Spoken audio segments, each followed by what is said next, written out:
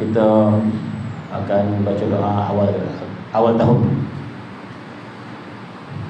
Yang mana doa awal tahun ini saya pilih doa yang dibacakan oleh Al-Imam Al-Ghazali rahimahullah.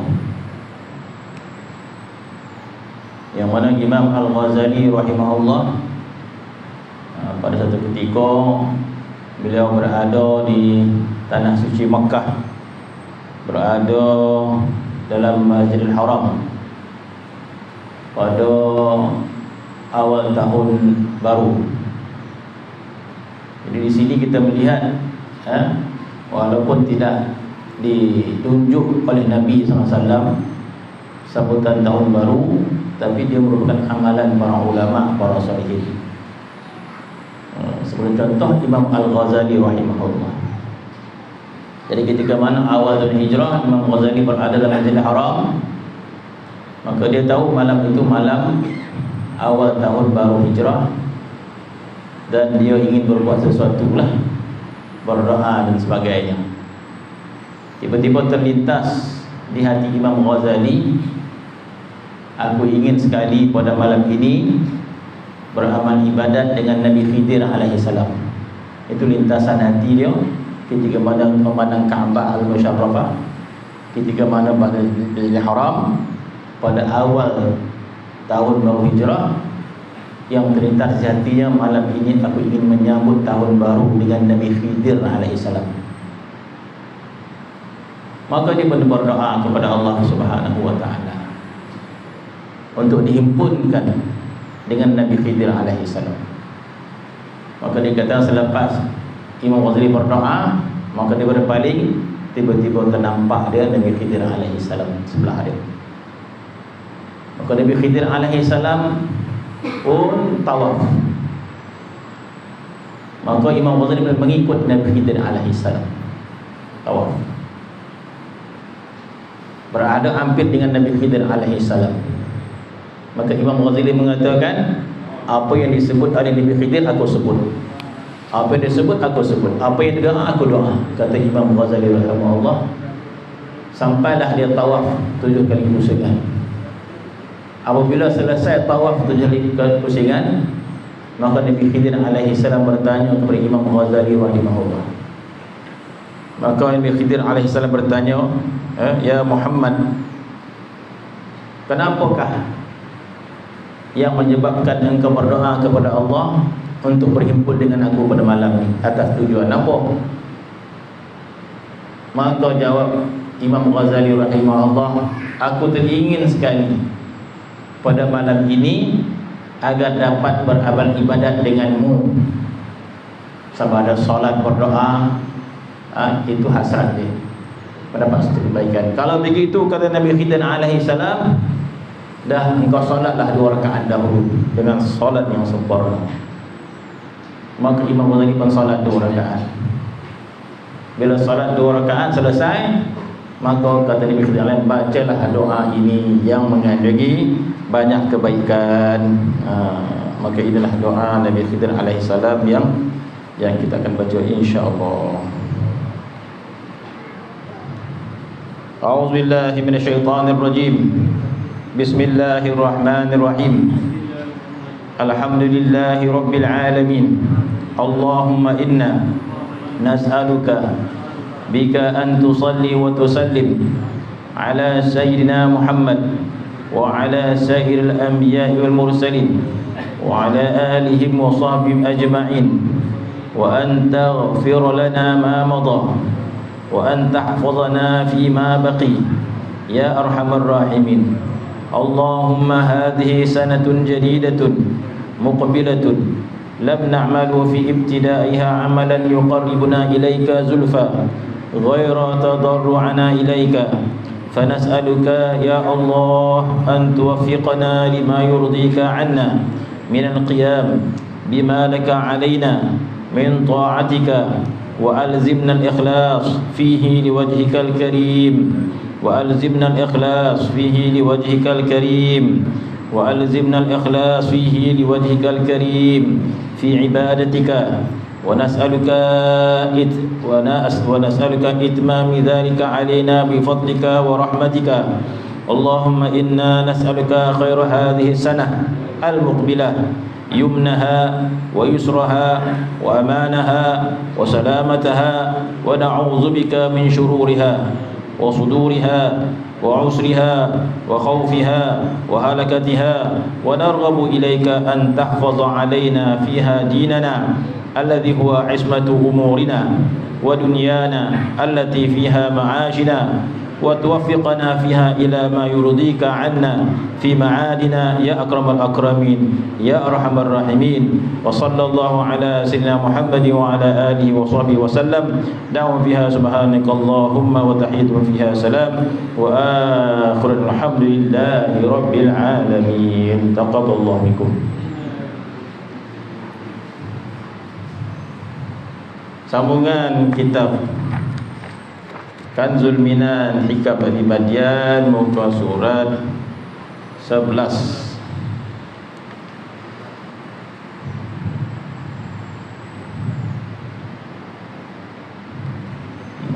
Perkataan mako hai,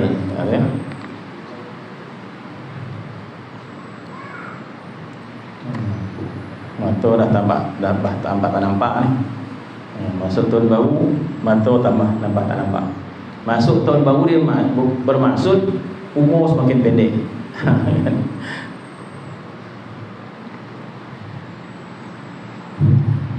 Qala al-muallif rahimahullah wa nafa'ana bi'ulumi fid darin amin. Dan jadilah engkau hamba Tuhan, yaitu kulla yaumin huwa fi sya'n. Kulla yaumin huwa fi sya'n. Maka akhir jadilah engkau itu seorang hamba Tuhan, yaitu kulla yaumin huwa fi sya'n. Itu ayat Quran. Allah Subhanahu wa taala berfirman, kulla yaumin huwa fi sya'n. Setiap hari Allah Taala itu ada keadaan dia yang berbeza-beza kepada kita. Itu maksudnya. Kulla yaumin huwa fi sya'n. Allah Subhanahu wa taala itu ada pelbagai kurniaan, kelebihan dan sebagainya.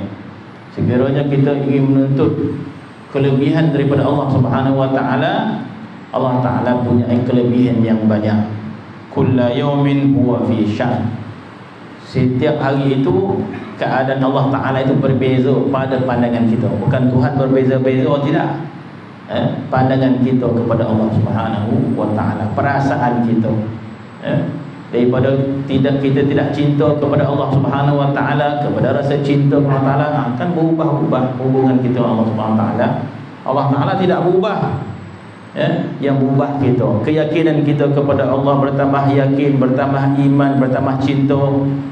Itu berubah-ubah. Allah Subhanahu wa taala berubah. Allah Subhanahu wa taala sempurna, kamal dia. Yang berubah kita terhadap Allah Subhanahu wa taala. Sebab itu kita berharap agar perubahan kita perubahan yang baik-baik. Kullu yaumin huwa fi sya'n. Setiap hari Allah Taala itu ada keadaan-keadaan dia. Kemudian, maka wahai orang yang menuntut akan manazil ini, dan wahai orang yang dahaga tu. Dahaga, dalha ga tak bertitik. Dan wahai orang yang dahaga daripada minuman munajat, takut olehmu daripada cenderung kepada yang lainnya, seperti mana kata Syekh radhiyallahu anhu, iyyaka an tumila ila ghairillahi fayuslibuka lazizal munajat. Masya-Allah. Jadi sesuatu yang Allah Subhanahu wa taala sediakan untuk semua orang, bukan orang tertentu sahaja. Semua orang Allah Subhanahu wa taala berikan peluang. Di antara peluang yang Allah Subhanahu wa taala kurniakan, mana pintu itu terbuka. Pintu itu tersedia untuk dibuka, itu maksudnya. Bukan tak terbuka langsung. pintu kepada Allah Ta'ala itu sentiasa bersedia untuk dibuka. Apa yang dimaksudkan pintu kepada Allah itu sentiasa tersedia untuk dibuka? Pintu kepada makrifat kepada Allah Subhanahu Wa Ta'ala. Ataupun kita berbicara sedikit kepahaman kita tentang menjalinkan hubungan dengan Allah Subhanahu Wa Ta'ala. Kalau kita berbicara tentang hubungan kita dengan Allah, itu semuanya kita kecil lagi. Sebelum kita akil balik lagi, kita telah menjalinkan hubungan dengan Allah Subhanahu Wa Ta'ala. Semuanya kecil lagi, sebelum akil balik lagi, ada yang salat, ada yang puasa, umur 3 tahun, 4 tahun dah salat, dah puasa. Jadi apakah kanak-kanak seusia 4 tahun, 3 tahun tidak punya hubungan dengan Allah Subhanahu Wa Ta'ala? Mereka juga punya hubungan dengan Allah Subhanahu Wa Ta'ala. Berapa ramai kanak-kanak yang di usia kecil hubungannya dengan Allah Subhanahu Wa Ta'ala itu lebih sempurna daripada kita yang dewasa ini. Lebih sempurna daripada kita. Sebab itu ada di kalangan kanak-kanak yang kecil, Allah Subhanahu Wa Ta'ala angkat dia menjadi kekasihnya. Mana mungkin Allah Subhanahu Wa Ta'ala mengangkat kanak-kanak yang kecil menjadi kekasih sekiranya kanak-kanak itu tidak memahami makna hubungan dengan Allah Subhanahu Wa Ta'ala. Mana mungkin jadi kekasih kalau kekasih tidak memahami kekasih. Maksud kata dia memahami makna hubungan dengan Allah Subhanahu Wa Ta'ala. Jadi semenjak sekian tahun kita menjalinkan hubungan dengan Allah Subhanahu Wa Ta'ala, sebanyak kecil, sebelum akil balik lagi kita dah belajar salat dan sebagainya, sampailah usia kita sekarang. Ada tak kita siapkan buku catatan? Pokok tak ada. Buku catatan apa? Buku catatan tentang perkembangan hubungan kita dengan Allah Subhanahu Wa Ta'ala, perubahan dengan Allah Subhanahu Wa Ta'ala. Ada tak? Pokok tak ada. Berarti kata apa? Bagaimanakah perubahan hubungan kita dengan Allah Subhanahu Wa Ta'ala? Dengan makna yang lain, mungkin saja ketika mana awal-awal kita beribadat kepada Allah Subhanahu Wa Ta'ala, itu yang dimaksudkan kita menjalinkan hubungan dengan Allah Subhanahu Wa Ta'ala. Bila kita salat, kita menjalinkan hubungan dengan Allah Subhanahu Wa Ta'ala. Bila kita pergi Makkah, umrah, kita menjalinkan hubungan dengan Allah Subhanahu Wa Ta'ala. Bila kita puasa, kita menjalinkan hubungan dengan Allah Subhanahu Wa Ta'ala. Bila kita baca Quran, kita menjalinkan hubungan dengan Allah Subhanahu Wa Ta'ala. Jadi ketika mana kita menjalinkan hubungan dengan Allah Subhanahu Wa Ta'ala, mungkin sahaja ketika mana awal-awal kita beribadat kepada Allah Subhanahu Wa Ta'ala, mungkin dengan keterpaksaan, mungkin disebabkan mak arah yang marah, maka kita pun solat sebab takut kono watan. Kita pun solat, maka bercampur aduklah ketaatan kita itu di antara dipaksa oleh seseorang dan sebagainya lah. Sebab itu Allah Subhanahu Wa Ta'ala berfirman dalam Quran, ayat itu ditujukan kepada ibu bapa yang mungkin sudah faham. Ayat ini ditujukan kepada ibu bapa yang mungkin sudah faham mana ibadat kepada Allah, agar bersabar-sabar mengajar anak untuk menjalinkan hubungan dengan Allah Subhanahu Wa Ta'ala yang mungkin belum memahami makna ibadat. Mereka belum faham makna salat, mereka belum faham makna Quran dan sebagainya. Maka ibu bapa lah berperanan agar mendidik si anak yang tidak faham. Maka Allah Ta'ala berfirman, wa'mur ahlaka bisalah. Allah Ta'ala mengatakan, wa'mur ahlaka bisalah, suruh keluarga engkau itu solat. Kemudian wastabir 'alaiha, sabar. Wastabir. Apa maksud sabar? Sabar ni boleh kita tak suka. Kalau sabar kan, Adakah orang sabar masa makan? Mana? Allah sabar betul makan nasah sadar mana sabar? Benda yang kita suka mana sabar? Tak sabar-sabar tu. Bila berjalan mana sabar benda yang menyukurkan kita. Benda sabar ni benda yang kita tak suka, puasa tahan. Sehingga Allah Ta'ala mengatakan salat itu perlu sabar. Kenapa salat perlu sabar? Mana tak suka. Maka Allah Ta'ala mengatakan wastabir 'alaiha wa'mur ahlaka bis-salah wastabir 'alaiha. Suruhlah ahli keluargamu salat wastabir 'alaiha, sabar-sabar.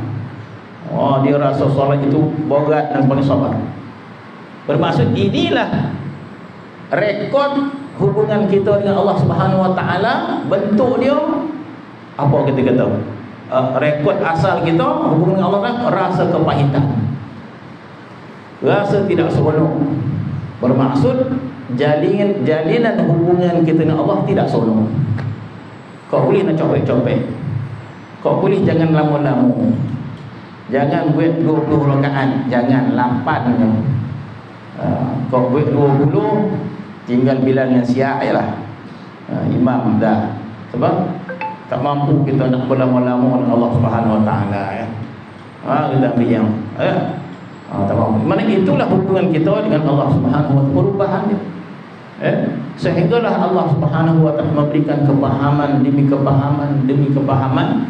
Jadi mudah-mudahan Allah Subhanahu Wa Taala memberikan kita kefahaman. Terutama pada tahun baru hijrah ni kan. Allah Ta'ala ubah diri kita, berikan kefahaman.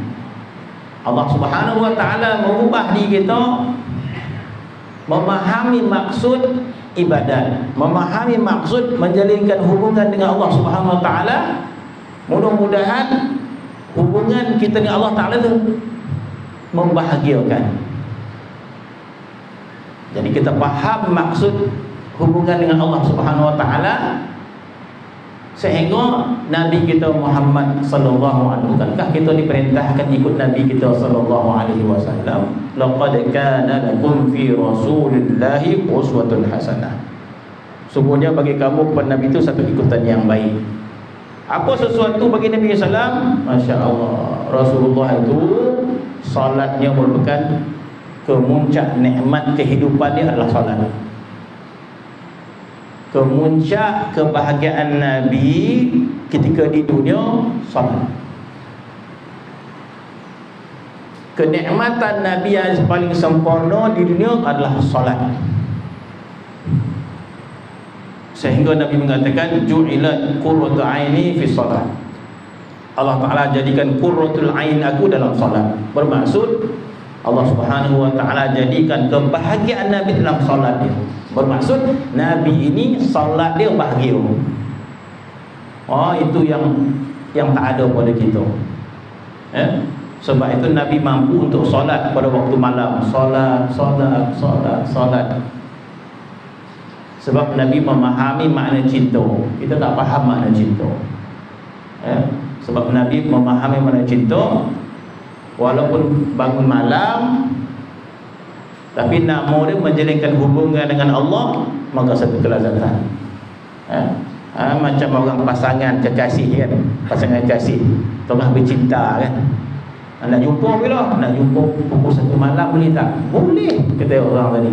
Pukul 1 pun tak apa. Sedangkan pukul 1 dia nak tidur dan sebagainya. Tapi disebabkan kekasih punya pasal, pukul 1 pun dia datang. Hilang mengantuk dan dia merasakan kelazatan pertemuan tu. Seronok betul berjumpa dengan kekasih dia. 1 jam pun jumpa. Pukul berapa pun jumpa? Pukul 1 malam.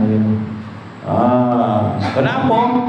Sebab dia merasai cinta, memahami mana cinta, termasuk hubungan yang baik. Jadi kita ini begitu lemah perasaan cinta kita kepada Allah Subhanahu Wa Ta'ala, sehingga kita tidak merasai perasaan-perasaan yang hebat dengan Allah Subhanahu Wa Ta'ala. Sepatutnya perkara sebegini sesuatu yang merisaukan kita. Sepatutnya kita risaulah. Sebagaimana kalau suami isteri itu dah tak baik dah hubungan, tak risau ke? Risaulah. Pasal ni rasa masuk mula kahwin makin, ya Allah. Tapi dah kurang, risau kan. Macam mana nak buat ni? Nak bawa di pilihan kawi sekali dah. Mana risau macam mana nak jadi hubungan solusi yang dah kurang kan. Macam mana nak buat ni? Rasa-rasa konon polikan meh ni. Ada untuk memperbaiki hubungan dengan. Begitu juga kita dengan Allah Subhanahu Wa Taala. Sepatutnya kita ada kerisauan. Kenapa hubungan kita dengan Allah Subhanahu Wa Taala tidak seberapa, biasa-biasa sahaja. Biasa, saya tak rasa apa-apa. Kau lama-lama mana tak tahan gitu, sikit-sikit dah kita kata. Jadi hubungan kita dengan Allah Subhanahu Wa Taala tidak begitu baik. Dan selayaknya lah kita rasa risau. Kenapa bila kita risau? Sebab kalau hubungan kita dengan Allah Ta'ala tidak baik di dunia, itulah keadaan kita di akhirat nanti. Mana boleh berubah keadaan dia? Mana mungkin berubah? Di dunia ini kita biasa-biasa saja dengan Allah Subhanahu Wa Ta'ala. Sikit-sikit dia, 2-3 orang, banyak-banyak tak mampu, tak suka gitu. Menyebut nama Allah Subhanahu Wa Ta'ala sikit-sikit saja, banyak-banyak tak boleh gitu. Maksudnya kita tak berapa nak selesa dengan Allah Subhanahu Wa Ta'ala. Bermaksud kita tak berapa rasa cinta dengan Allah Subhanahu Wa Ta'ala. Kalau kita redha keadaan begitu, bermaksud kita redha hubungan kita dengan Allah sebegitu. Seolah kita mengatakan, ya, aku redha hubungan aku dengan Allah sebegitu sampai mati. Dan aku redha hubungan aku dengan Allah Ta'ala begitu di alam barzakh, di padang mahsyar. Masya Allah, satu pandang yang sangat bodoh, dia kata. Kalau sebegitu keadaan dia, sebetulnya kita ingin mencapai derajat orang yang sangat cinta pada Allah Subhanahu Wa Ta'ala, sangat bahagia dengan Allah Subhanahu Wa Ta'ala. Kita rasa bahagia dengan Allah Subhanahu Wa Ta'ala. Bila kita solat, kita rasa bahagia dengan Allah Subhanahu Wa Ta'ala. Bila kita rasa bahagia dengan Allah, bermaksud Tuhan juga bahagia dengan kita. Bila kita suka kepada Allah, Allah Ta'ala juga suka kepada kita. Maka kalau begitu perasaan kita, maka perasaan itu kekal walaupun alam barzakh. Sebab perasaan cinta dia takkan hilang. Perasaan cinta takkan hilang. Sebab itu dalam kitab menyebut bila seseorang berziarah kepada kaum keluarga dia, anak ziarah kepada ayah yang dah meninggal dunia. Bila seseorang berziarah kepada kubur, siapa yang diziarah tadi? Sama ada sahabat dia, sama ada saudara dia, sama ada datuk dia. Dalam kitab sebut apa? Dalam kitab sebut orang yang dalam alam barzakh itu akan suka kepada seseorang yang dia cintai di dunia dahulu. Kalau seorang tu dalam ramai-ramai cucu tu ada 2-3 orang cucu yang dia sayang. Jadi sayang kepada seseorang itu bawa mati. Sayang kepada seorang itu dia bawa mati. Dalam ramai-ramai anak kita ada 2-3 orang anak yang kita yang paling sayang. Mungkin ada seorang yang paling kita sayang. Perasaan sayang bila kita mati kekal, kita bawa alam barzakh, bukan hilang tak. Sehingga ulama mengatakan bila datanglah anak-anak tadi, anak yang paling dia sayang tu yang paling dia suka berziarah. Sebab dia yang paling disayangi. Jadi bermaksud perasaan sayang ni kekal. Sebab itu bila kita sayang kepada dunia, ini sangat-sangat memalukan. Sangat-sangat memalukan. Kita tidak berusaha untuk mengikis kecintaan kita kepada harta dan dunia kita. Kita buat tahu hati, ya. Lepas tu mati kita, dicabut nyawa kita oleh malaikat maut. Dalam keadaan kita tamak dan sebagainya, hilang tak tamak tu? Tak hilang. Bawalah tamak tu alam barzakh. Maka kata ulama, tidak ada sesuatu yang paling memalukan dibawa oleh jenazah kecuali rasa cinta kepada dunia. Cinta dunia ni dibawa, dunia ni tinggal ke atas. Cintanya dibawa, maka mayat tu faham bahawa dia telah membawa cinta dunia bersama alam barzakh. Memalukan. Jadi bermaksud rasa cinta itu dibawa. Maka beruntung kalau kita risau di dunia ini. Risau apa? Risau tentang hubungan kita dengan Allah Subhanahu Wa Ta'ala tidak begitu baik. Jadi kita menginginkan penambahbaikan, sehingga bila kita berzikir kepada Allah, merasakan kebahagiaan. Allah Subhanahu wa taala memberikan pencapaian yang minima, kebaikan yang minima. Hubungan dengan Allah Subhanahu wa taala itu adalah merasa tenang bila menyebut Allah Subhanahu wa taala. Itu petanda awal baiknya hubungan kita dengan Allah Subhanahu wa taala. Menyebut nama Allah, jiwa kita rasa tenang. Itu kebaikan yang pertama kita dapat. Ala bizikrillahi tatma'innul qulub. Ketahuilah bila engkau menyebut nama Allah, mendatangi ketenangan. Sehingga kita dapat merasai ketenangan, menyebut nama Allah mengatasi segala-galanya. Yang rasa kita sendiri yang rasa. Sehinggalah kita mencapai derajat Masya Allah, bila kita menyebut nama Allah Subhanahu wa taala, lebih rasa tenang daripada kita menghadap mana-mana makhluk di dunia ini. Ada orang rasa tenang bila dapat duit, kan? Nampak rasa tenang, duit dah masuk, tenang masuk. Ada orang tenang dengan anak, nampak tenang anak semua dah balik, tenang masuk. Silakan kita nak tenang dengan apa saja, tetapi tenang yang paling bernilai, tenang kita dengan Allah Subhanahu wa taala. Maka bila kita rasa tenang dengan Allah Subhanahu wa taala, bermaksud hubungan kita kepada Allah itu bertambah baik, bertambah baik, bertambah baik. Sehinggalah disebut di sini Masya Allah ketika itu, sehingga orang merasai kelazatan munajat. Merasai kelazatan munajat. Jadi munajat ini apa? Munajat ni apa sahaja yang kita menyeru nama Allah, walaupun di sebaliknya ada permintaan, maka dia munajat. Yang serunya nama Allah, tapi yang kita minta sehat, kata-kata. Yang kita serunya nama Allah, tapi yang kita minta kemudahan hidup dunia, ya itu juga munajat. Bila kita minta sesuatu daripada Allah, kebaikan dunia, kebaikan akhirat, dua-dua itu munajat. Maka kita munajatlah kepada Allah Subhanahu. Ya Allah, beri aku kehidupan yang baik ya Allah. Ya Allah, berikan aku kehidupan yang baik di dunia ya Allah. Berikan aku kehidupan baik di akhirat ya Allah. Sebenarnya orang yang munajat ini, sebenarnya orang yang merasai kelazatan munajat, dia tak faham keadaan munajat dia.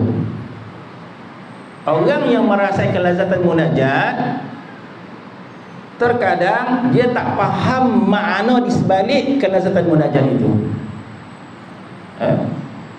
Maka jadilah kata ulama, hajat-hajat kita itu sebagai wasilah sahaja.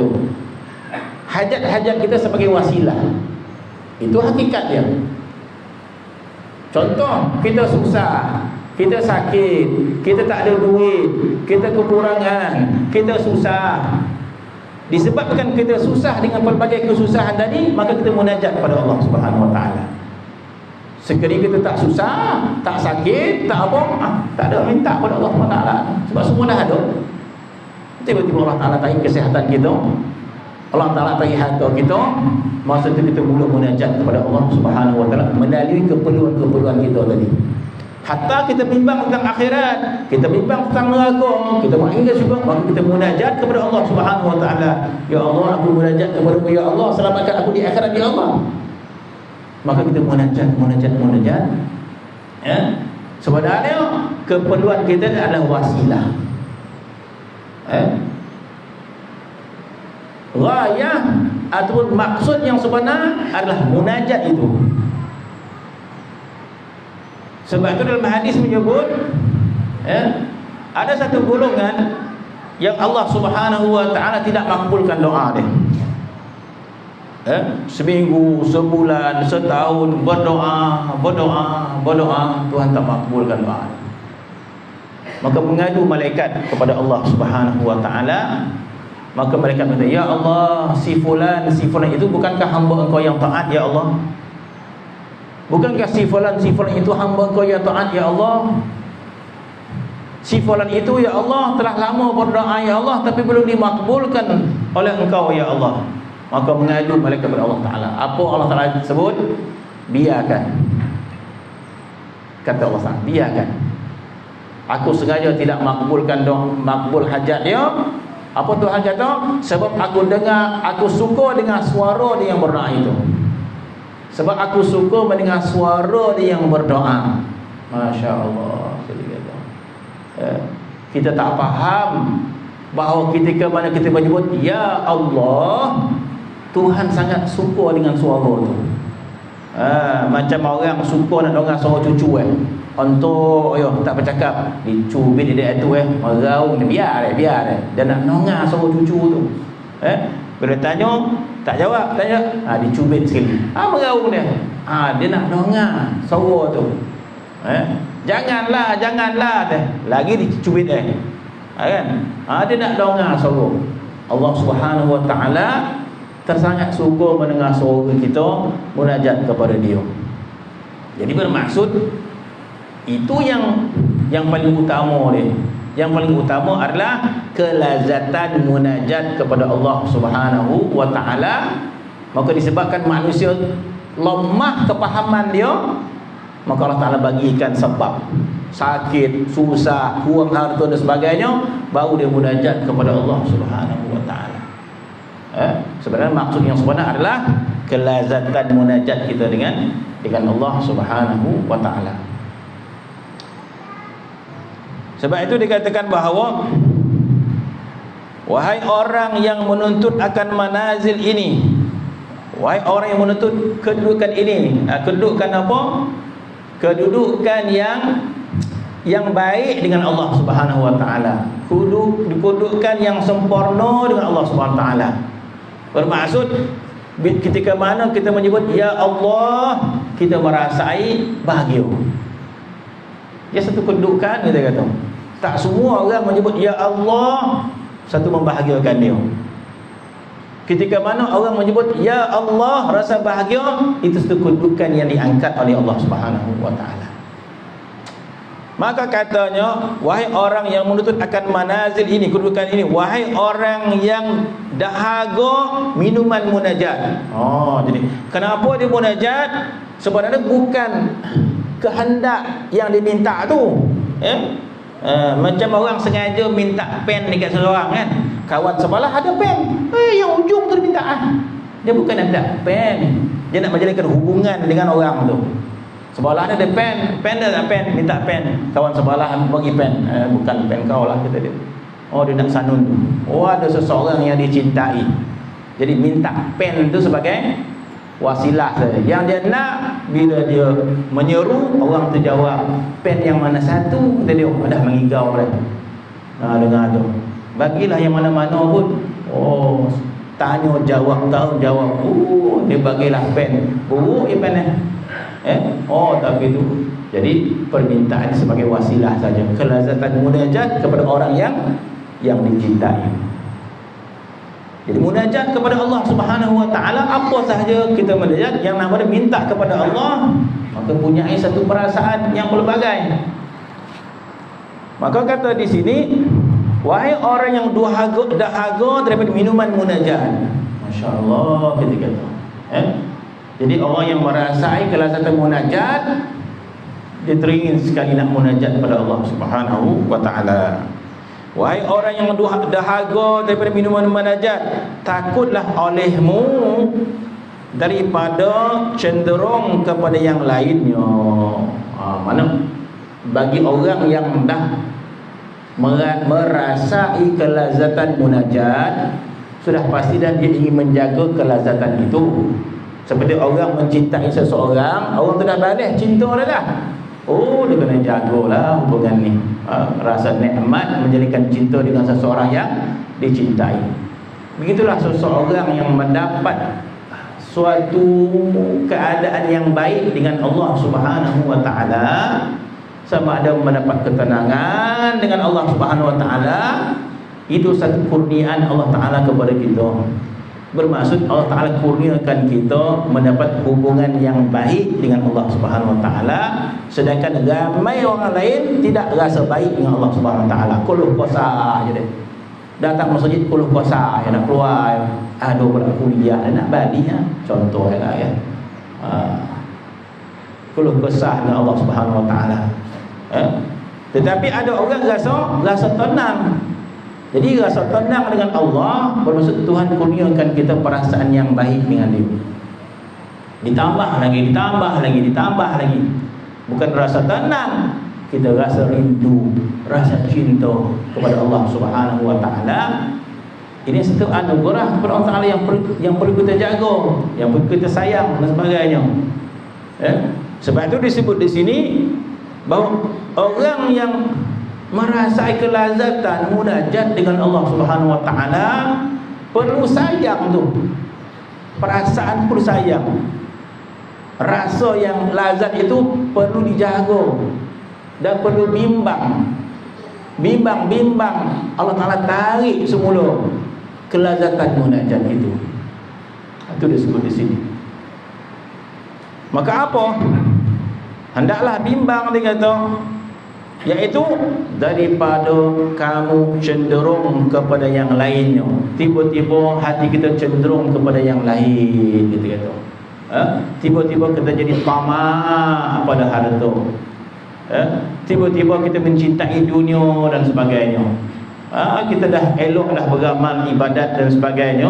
Allah Subhanahu wa taala memberikan kita merasai kelazatan munajat, kelazatan dan sebagainya.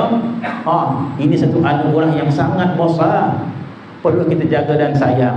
Jangan kita biarkan hati kita merayau-rayau cenderung kepada yang lain, katanya. Tiba-tiba kita tamak pada harta dan sebagainya. Maka hendaklah kau takut tentang hatimu daripada berubah cenderung kepada yang lain, katanya. Seperti kata Syekh radhiyallahu anhu, iyyaka an tumila ila ghairillah fayaslubuka ladzizal munajat, katanya. Takutlah, bimbanglah olehmu daripada cenderung hatimu kepada yang lain daripada Allah Subhanahu wa taala. Sebab itu para salihin dia membimbangkan hati kita. Takut digamit oleh dunia ni. Takut dunia ni tersenyum-senyum kepada dia. Mengigau 3 hari 3 malam tentang dunia ni kan. Rasa dunia ni itu satu benda yang sangat berbahaya kepada para salihin. Sebab apabila kita cenderung kepada dunia, balasannya Allah Taala tarik kelazatan munajat dengan dia. Sebab kita memilih untuk merasa lazat-lazat dengan dunia, maka Tuhan tarik kelazatan munajat dengan dia. Jadi selama ini kita tak rasa lazat munajat, lazat. Sebab apa? Sebab kita memilih untuk berlazat-lazat dengan yang lain daripada Allah Subhanahu wa taala. Kita memilih seperti itu, pilihan kita. Jadi sebenarnya tak ada jawapan yang kata ya Allah dia tak tahu, tak ada tak abang. Memang kita sendiri yang pilih sebenarnya. Takkan kita tak tahu kita berlazat-lazat dengan harta. Takkan kita tak tahu kita berlazat-lazat dengan manusia. Sedangkan dengan Allah Taala kita tak rasa lazat. Kita tahu hati kita dan kita biarkan. Dan kita buat tak hati. Bila kita solat, kita rasa satu perasaan yang paling teruk rasanya. Bila menghadap Allah Ta'ala, kita tak dapat nak gambarkan perasaan kita. Ya Allah, copeklah habis, muak tu rasa orang. Masya Allah. Tapi bila kita menghadap kepada harta kita, seronoknya. Dapat nak kita baru, kita kata, wish, 24 jam melek tengok seronoknya membelek, kita kata. Hati kita cenderung di atas pilihan kita. Maka kalau sebegitu kita memilih untuk cenderung hati kita kepada Allah Ta'ala, balasan dia apa? Balasan Tuhan tarik kelazatan munajat kepada dia. Jadi kalau kita tidak rasa lazat dengan Allah Subhanahu Wa Ta'ala, bermaksud kita memilih sebelum itu untuk cenderung kepada yang lain Allah Ta'ala. Perasaan sadarlah kepada orang sadar. Kalau tak sadar, tak sadar. Kalau orang tak sadar, dia pun tak hati lah. Malas fikir benda tu. Fikir buana benda tu di situ buana ni fikir mana. Kita kata yang penting sembahyang dah kata. Maka kalau di situ pemikiran kita, maka setakat itulah tahap yang kita hendak di akhirat nanti, kita kata. Maka kata Syekh Abi Madian mengatakan, takut olehmu cenderung hati engkau kepada yang lain daripada Allah Subhanahu Wa Ta'ala. maka ditinggalkan kamu daripada lazat munajat dengan dia. Maka telek olehmu wahai saudaraku akan wasiat Syekh, Syekh Abi Madian pengarang kitab ini, dan berhadap dengan hatimu atasnya, dan pelihara akan hatimu bahawa berhadap kepada yang lain maka diharamkan daripadanya barang yang dihadapnya. Dan lam waw ba halobo ataupun labo halobo dan lobo ataupun halobo olehmu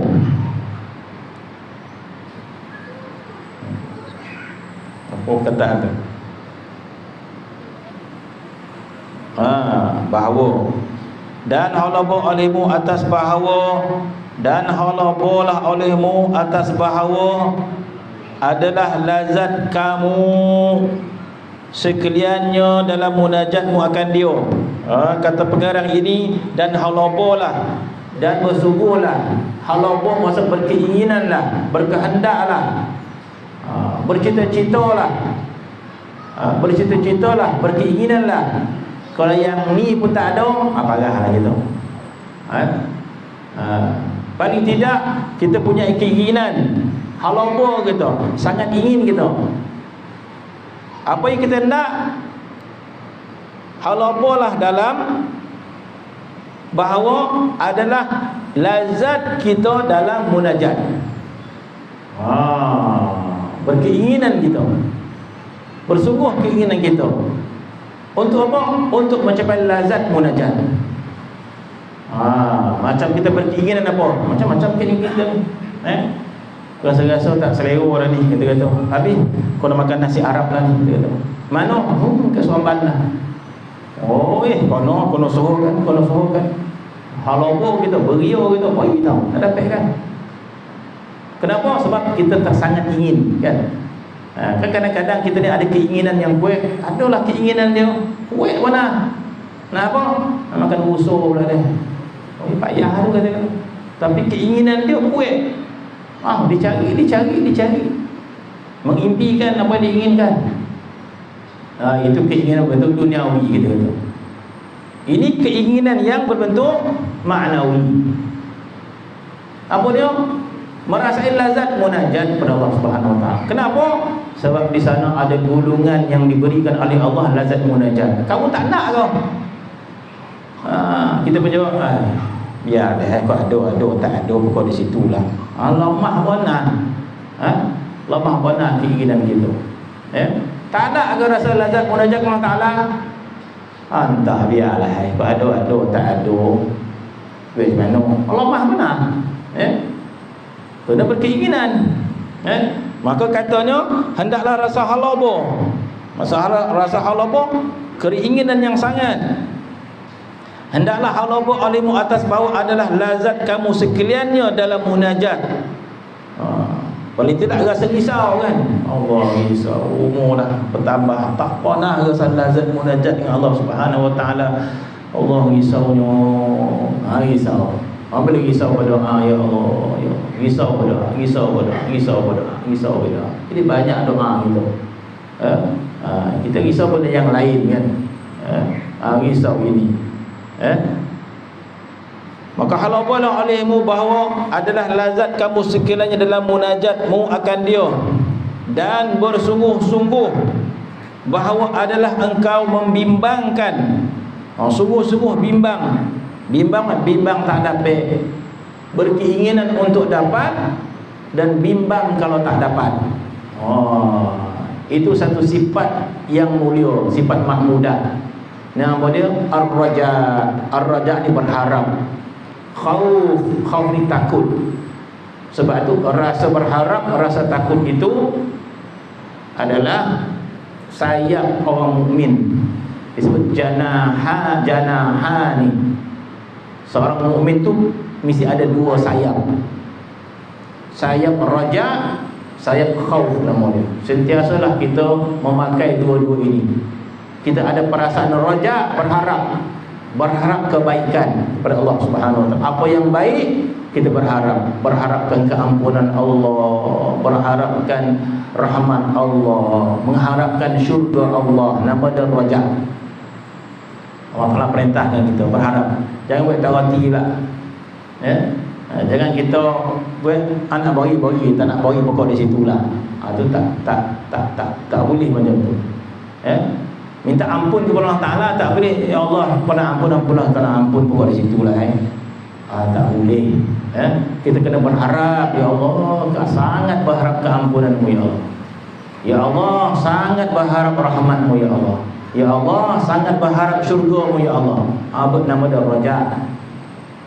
Dalam bahasa sama ada khauf, takut. Takut dia apa? Takut kita tidak diampunkan oleh Allah Subhanahu wa taala. Takut kalau kita masuk neraka Allah Subhanahu wa taala. Kita berkhauf. Maka di sini kita berharap suatu keadaan yang mulia, nama dia lazat munajat nama dia. Ya Allah, lama dah aku hidup ni ya Allah, dah nak mati dah ya Allah. Tak pernah faham maksud lazat munajat ya Allah. Bimbangnya ya Allah. Ada rasa bimbang aku. Bimbang aku ya Allah. Bimbang aku ya Allah. Dalam usia yang begitu panjang ini tak pernah aku faham makna lazat munajat. Kita rasa bimbang ya Allah. Kemudian kita rasa berharap ya Allah, kurnialah kepada aku ya Allah rasa lazat munajat. Itu maksud dia berharap. Aku nak ada harapan tu. Allah Taala suka. Kalau hati kita ada raja, Allah Taala sangat suka. Tersangat berharap Allah Taala suka. Ada satu hadis rahmah. Hadis rahmah. Ulama melarang baca hadis rahmah kepada orang awam sebab takut salah guna. Ada satu hadis rahmah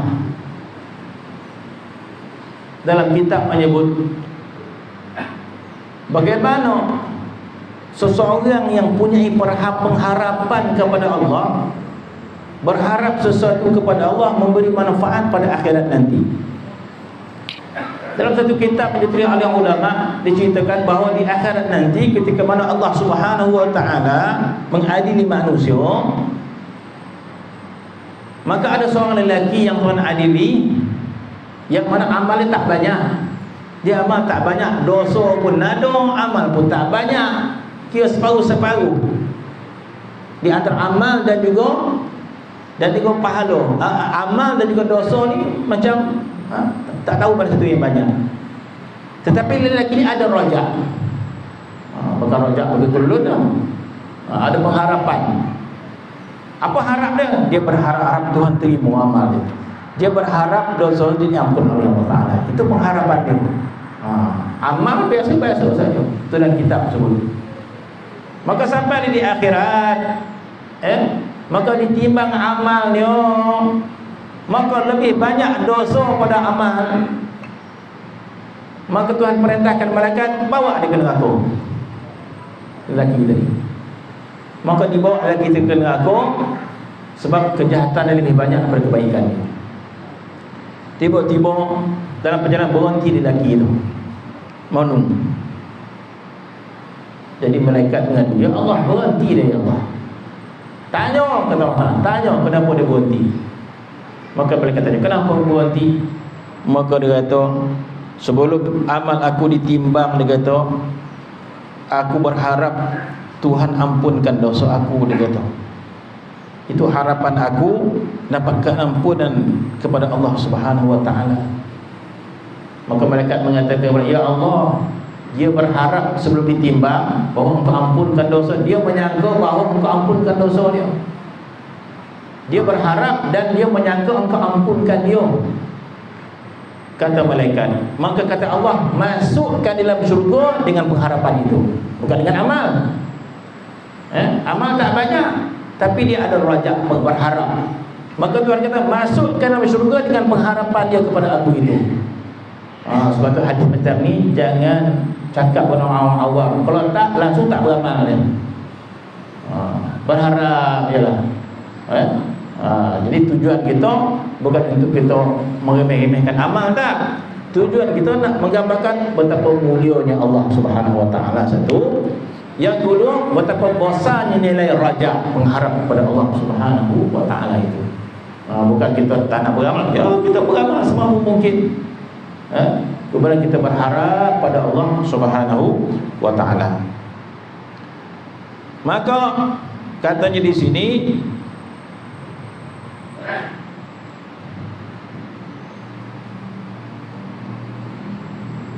dan bersungguh-sungguhlah bahwa adalah engkau membimbangkan pada pagi-pagi dan petang dengan baik muamalah sertanya. Bermaksud kita cuba memperbaiki muamalah kita dengan Allah Subhanahu wa taala agar kita dapat kelazatan munajat dengan Allah Subhanahu wa taala. Itu maksudnya. Sekiranya kita menginginkan kedudukan kelazatan munajat itu. Macam kita, macam pasangan kekasih, dia nak berlazat-lazat memadu kasih. Dia nak berlazat-lazat memadu kasih dengan kekasih dia. Sebab minggu lepas dia dah rasa dah. Bila dia bercakap dengan orang tersebut, dia layan. Dia dah merasa kelazatan memadu kasih. Kemudian kekasih bersyarat, syarat jaga betul hubungan kita. Jangan bertentu arah, kata dia. Maka dia sayang. Sebab dia rasa kelazatan menjadikan hubungan. Orang balasan dah balik dah, sonjung-sonjung dah, tapi dia bagi syarat jaga hubungan kita. Ada bodoh-bodoh yang sepatutnya tak boleh buat. Maka dia takut benda tu. Maka dia jaga. Bila disuruh, bila diminta bagi, bila janji tempat dia janji. Sebab bila tak buat, nanti dia tarik cinta dia, maka tidak ada kelazatan dia. Begitulah dengan Allah Subhanahu wa taala. Jadi bila kita menginginkan itu, maka katanya, maka bersungguh-sungguhlah dia menjaga muamalahnya.